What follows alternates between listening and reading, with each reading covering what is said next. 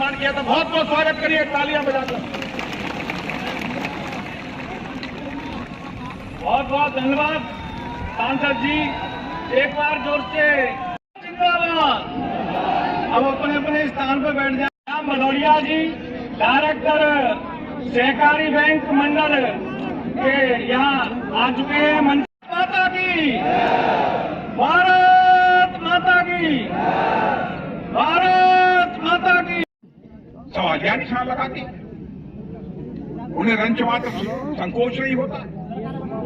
कहते हैं कि एक तो भारत की जो सरकार है उसकी विदेश नीति बहुत ही गलत है, और इस सरकार के गलत विदेश नीति के कारण ही चीन और पाकिस्तान दोनों दोस्त बन गए। कहने भाइयों, शायद इन्हें आजाद भारत के इतिहास की भी अच्छी तरह जानकारी नहीं है। पाकिस्तान ने जो गलत तरीके से सक्सकाम घाटी को कब्जा, उस समय बल्ली टूट जाएगी। रिकॉर्डिंग में आपका की कार्रवाई भारत ने की।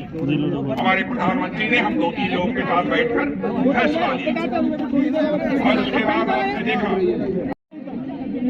उरी और पुलवामा की घटना।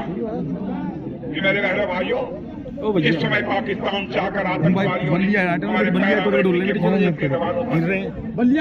हमला किया था। हमारे इस उत्तर प्रदेश की अर्थव्यवस्था का आकार 2017 में 5 लाख करोड़ रुपए का था, 11 लाख करोड़ रुपए का था। अरे भाइयों, आपका आश्चर्य होगा, करिश्माई काम किया है योगी आदित्यनाथ जी ने। जिस अर्थव्यवस्था की उत्तर प्रदेश का आकार 11 लाख करोड़ था, 5 साल में बढ़ाकर उसे 31 लाख करोड़ करने में कामयाबी हासिल की। और अर्थव्यवस्था के आकार के मामले में अब भारत में हमारे उत्तर प्रदेश का दूसरा स्थान हो गया। लेकिन नेताओं की कथनी और करनी में अंतर होने के कारण ही भारत की राजनीति और भारत के राजनेताओं पर से जनता का विश्वास धीरे धीरे समाप्त होता चला गया। भारत की राजनीति में विश्वास का संकट निरंतर गहरा होता चला गया। लेकिन Bharatiya Janata party surgical strike भी किया था, और आप इसमें अंदर ही अंदर आ जाओ ना। हमारे अंदर से क्लाउड जो बढ़ गया है। आतंकवादी ठिकानों का सफाया करने में भाई सब संदेश सारी दुनिया को दे दिया। भारत अब एक कमजोर भारत नहीं है, हमारी तरफ पूरी उस पार भी मार सकते हैं, और जरूरत हुई तो उस पार कोरम हाईवे बना है, और चीन ने बनवाया। तो बहनों भाइयों, उस समय भारत की प्रधानमंत्री श्रीमती इंदिरा गांधी, मैं पंडित जवाहरलाल नेहरू हूं, श्रीमती इंदिरा गांधी हूं। किसी के इंटेंशन पर मैं कोई सवालिया निशान नहीं लगाना चाहता, किसी प्रधानमंत्री के लिए सवालिया निशान नहीं लगाना चाहता। राहुल जी को बताना चाहता, आपने गलत आरोप संसद में खड़े होकर लगा दिया। क्या उस समय चीन और पाकिस्तान के रिश्ते अच्छे नहीं थे? कैसे हमारे किसानों के लिए जिनका दिल हमेशा से धड़कता है, किसानों की सेवा के लिए जिन्होंने हमेशा किसानों के लिए काम किया, और मुझे याद है जब वो मुख्यमंत्री थे उत्तर प्रदेश के, तो आपकी जुगाड़ चलाने खड़े होकर बोल देते। भाइयों, मैं आपको पूरी तरह से यकीन दिलाना चाहता हूं, भारत का चरित्र है, ना तो हमने दुनिया के किसी देश पर कभी आक्रमण किया है, और न दुनिया के 1 इंच जमीन किसी देश की हमने कभी कब्जा की है। यह हमारा चरित्र है। लेकिन भारत की तरफ यदि कोई आंख उठाकर देखेगा, तो भारत कमजोर भारत नहीं रहा है, भारत अब दुनिया का ताकतवर देश बन गया है। हम उसका मुंह तोड़ जवाब देंगे। बड़े बड़े हथियार, टैंक दुनिया के दूसरे देशों से खरीदे जाते थे। 7 वर्ष में हम लोगों ने हालात पैदा कर दिए, 7 वर्ष में, और ये फैसला कर लिया है 68% सामान जो पहले विदेशों से खरीदा जाता था, विदेशों से नहीं खरीदा जाएगा, बल्कि भारत की धरती पर ही बनेगा। यह पक्की व्यवस्था हम लोगों ने की है। लोगों को रोजगार मिलेगा, भारत की पूंजी बढ़ेगी। विकास करने के लिए दृष्टि चाहिए।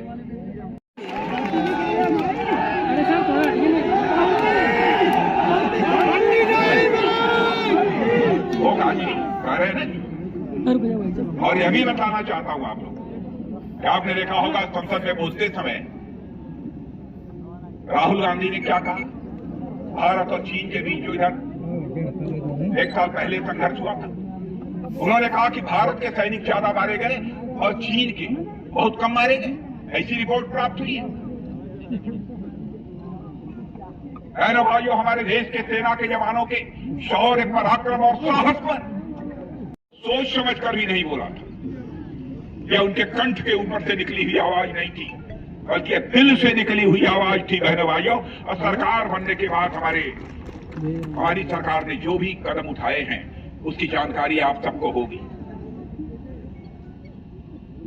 जैसे माताएं बहनें घर में खाना पकाती थी, अगीठी जलाकर, लकड़ी जलाकर।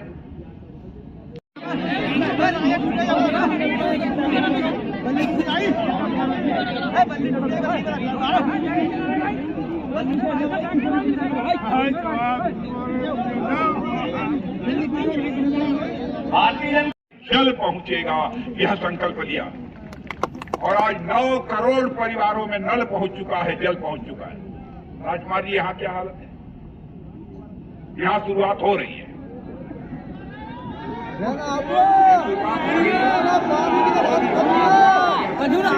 पानी नहीं है, आप चिंता मत करें। वीडियो पर माध्यम से जल पहुंचेगा, यह मैं आपको वचन देकर जा रहा हूं।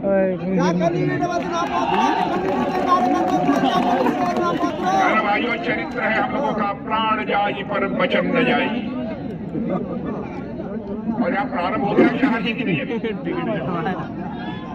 अच्छा, अरे नहीं,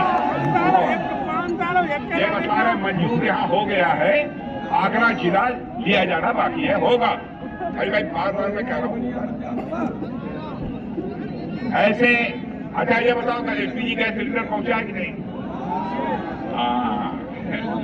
अच्छा, ये बताओ प्रधानमंत्री किसान सम्मान निधि के अंतर्गत 6000 रुपया पहुंचा है? अब 10 काम हुए हैं, एक थोड़ा सा देर हो गई तो मामला गड़बड़।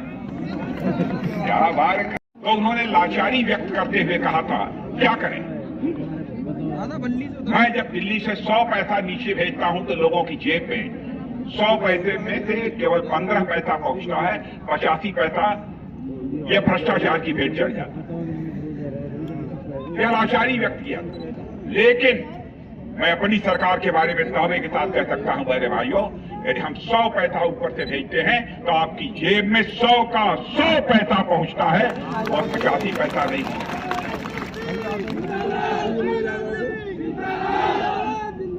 कारण यह है कि भ्रष्टाचार को यदि रोकना है तो सिस्टम में चेंज लाना होगा, व्यवस्थाओं में परिवर्तन लाना होगा, तब जाकर भ्रष्टाचार पर अंकुश लगाया जा सकता है, नहीं तो और कोई दूसरा विकल्प नहीं है।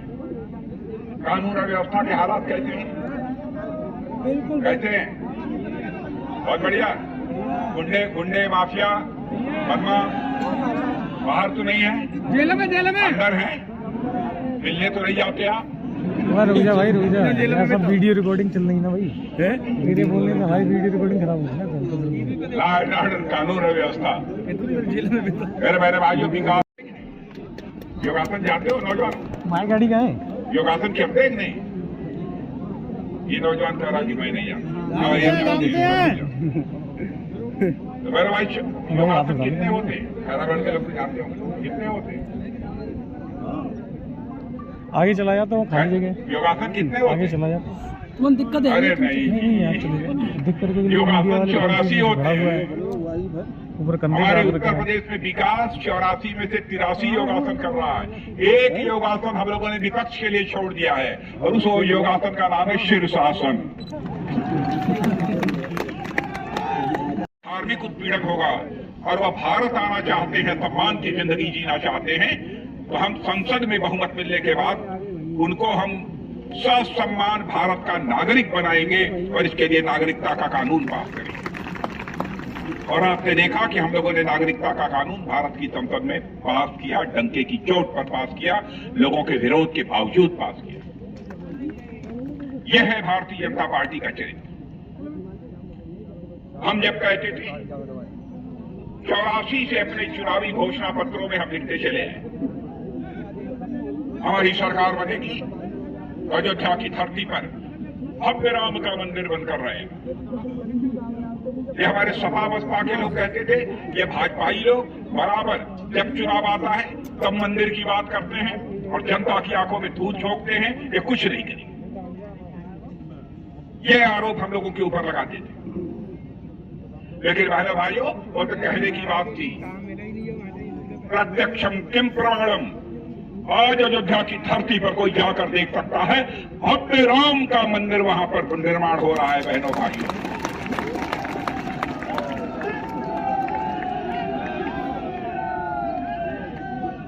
जो भी हमने कहा है वह किया है,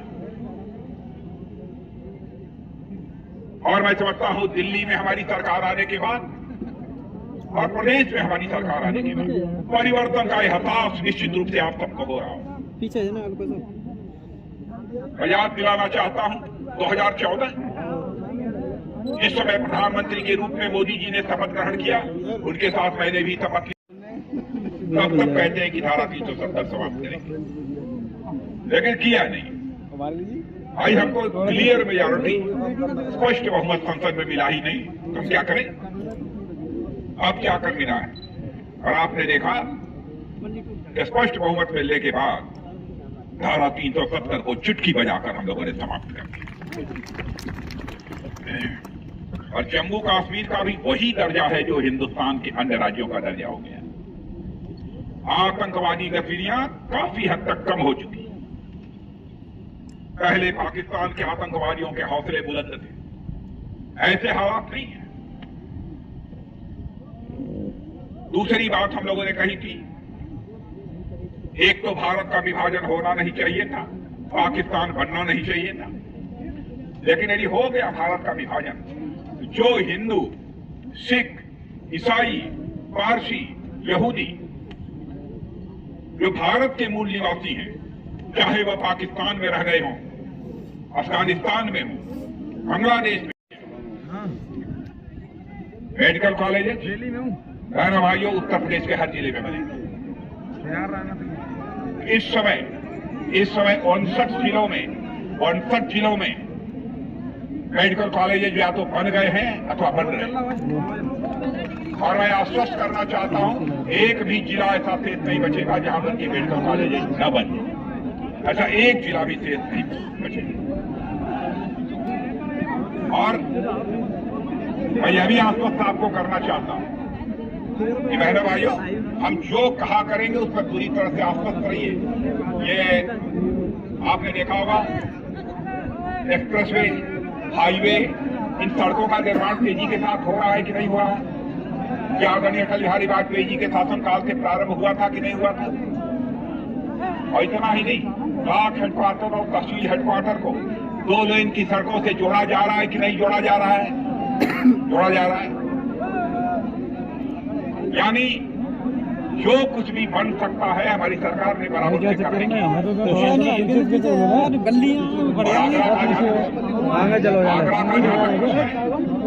आगरा का जहां तक प्रश्न है, चमड़ा उद्योग के मामले में सारी दुनिया में आगरा उद्योग जाना जाता है। और मैं आपको बता देना चाहता हूँ, 1 डिस्ट्रिक्ट 1 प्रोडक्ट, एक जिला एक उत्पाद, सांसद जी थे, इस स्कीम का फैसला जब से योगी आदित्यनाथ जी ने किया है बहनों भाइयों, तब से आगरा में चमड़े उद्योग में लगे हुए लोगों को भी काफी राहत मिली है, काफी राहत मिली है।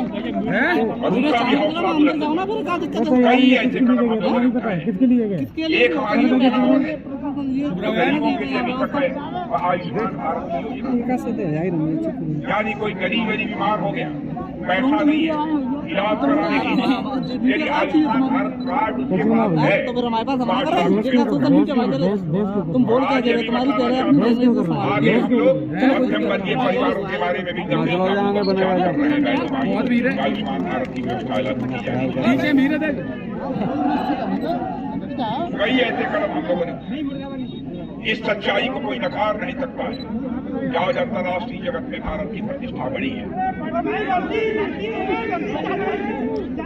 होगा होगा होगा होगा होगा बेटा, भर्ती होगी, चिंता मत होगी। अंतर्राष्ट्रीय जगत में भारत की प्रतिष्ठा बढ़ी है।